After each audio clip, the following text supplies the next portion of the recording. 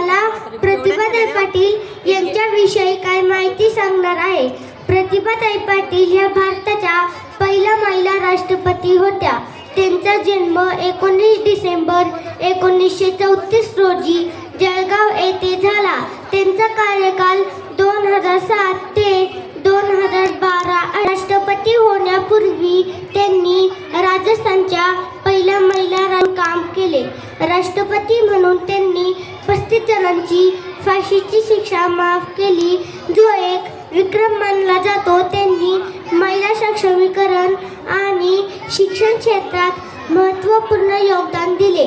2011 मध्ये त्यांनी राष्ट्रपती फील्ड रिव्ह्यूमध्ये भाग घेतला।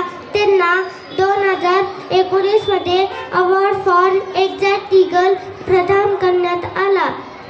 धन्यवाद।